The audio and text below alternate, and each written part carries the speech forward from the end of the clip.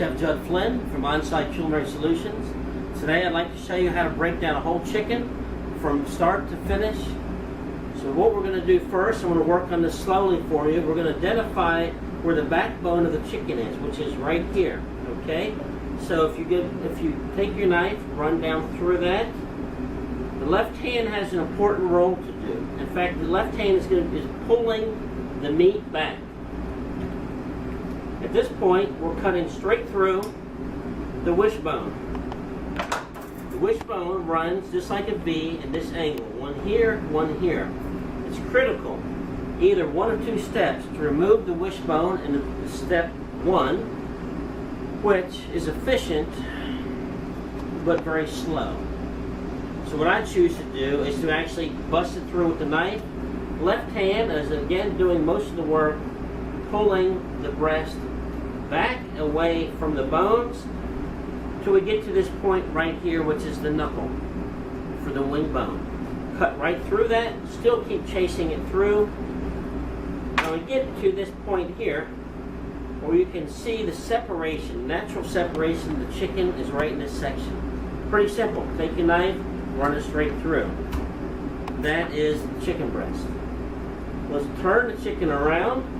We've identified right here in this section where the whole bone of the carcass is. We know where the wishbone is. We have to know the anatomy of the bird first of all.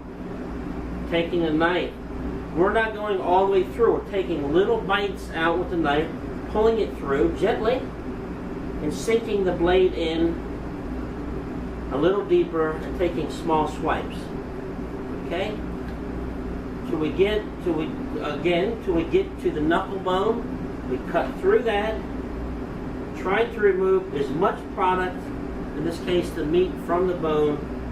We get to the skin, run it through. Get the knuckle removed.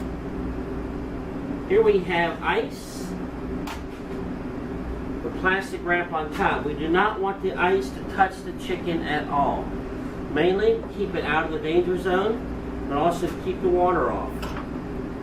Next step is to remove the thighs. You take both thighs and bend them. Take the chicken and be able to break the whole thigh bone. As you can see, the bone is popped here and here. Putting that down. The next area of concern is about the size of the end of my thumbnail. It's called the oyster. As you can see, it kind of swollen in this area here and here. Quickly, take the knife, get underneath the oyster, slide it off. That's where the oyster lives. The most tender cut of meat, muscle on the bird. Very critical, that needs to be removed. I can't say it enough. At this point, the carcass is done. Put that here. To further break this down, you can see this line right here. This is called the butter line. See, there's a line of fat. That's a straight line.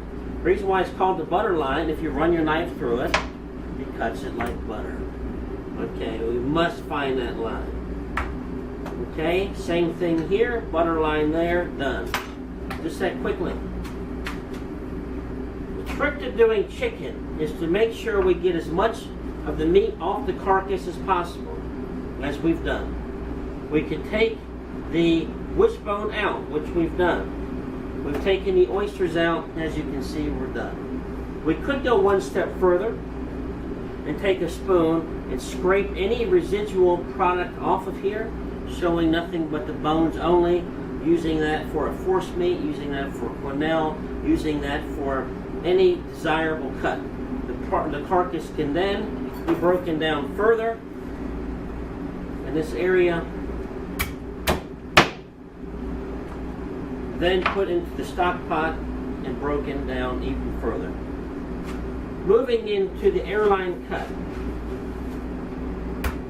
What we have is the breast, as you can see, is intact.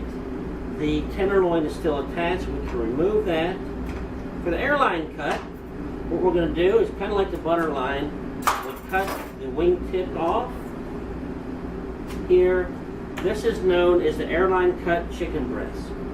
Perfect for banquets because it presents itself as being a larger cut of meat.